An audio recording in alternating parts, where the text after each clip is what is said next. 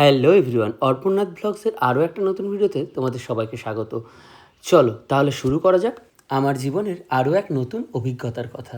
রাত 12টায় হামসফর এক্সপ্রেস ধরে আমরা সকালের মধ্যেই পৌঁছে গেছিলাম নিউ জলপাইগুড়ি। আর এই জার্নিতে আমার সাথে ছিল আমার রিদম অ্যান্ড বিটসের মেয়েরা। এই দেখো সবাই। তো যাই হোক, আমরা সবাই মিলে পৌঁছে গেছিলাম নিউ জলপাইগুড়ি। তার সাথে আমাদের সাথে আরও অনেক বোনেরা ছিল, আরও অনেক মেয়েরা ছিল, এবং তার সাথে ছিলাম আমি অ্যাজ এ কোঅর্ডিনেটর। আমরা ওখান থেকে বাসে করে বেরিয়ে গেছিলাম দার্জিলিংয়ের উদ্দেশ্যে। হ্যাঁ, দার্জিলিং।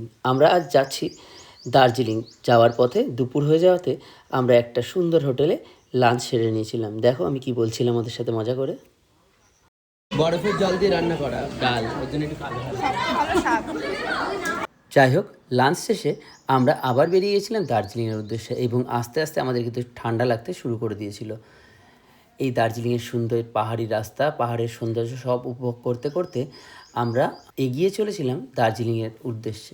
এই পাহাড়ি আঁকাবাঁকা রাস্তায় আমার তো খুব ভালোই লাগছিল। যাই হোক, দেখতে দেখতে আমরা পৌঁছে গেলাম দার্জিলিংয়ের সুন্দর একটা ভিউ পয়েন্টে। সেখানে গিয়ে চারিদিকে প্রাকৃতিক সৌন্দর্য উপভোগ করতে লাগলাম আমি আমার গ্রুপের সবাই।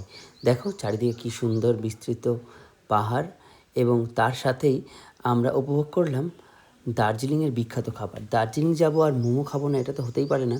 তাই আমরা সবাই মিলে চলে গেছিলাম মোমো খেতে। এই দেখো, দেখে নাও। আমি মোমো অতটা ভালো খাই না, তবুও এখানকার রসালো সুস্বাদু মোমো আমার খুব ভালো লেগেছিল। এবং তারপর আমরা সানসেট উপভোগ করলাম এবং বেরিয়ে গেলাম আমরা যে কাজে এসেছি তার জন্য।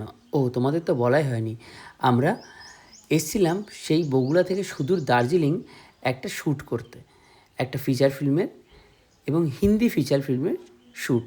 দেখো এই যে হচ্ছে শ্যুটের লোকেশন, এই যে ফিল্মের নাম করিব। এবং দেখতে দেখতে ওখানে ওরা রেডি হলো, তারপর শ্যুট শুরু হয়ে গেল। দেখো রিহার্সাল চলছে, একটা সঙের শ্যুট হবে শিবজির ওপরে, তাই প্রোডাকশন থেকে এই লোকেশনটাই সিলেক্ট করা হয়েছিল। এটা জামুনি ব্রিজের পার্শ্ববর্তী যে শিব মন্দির সেটি। এবং এই দেখো শ্যুট শুরু হয়ে গেছিলো, এবং আমাদের মেয়েরা খুব সুন্দরভাবে ওখানে শ্যুটে পারফর্ম করছিল।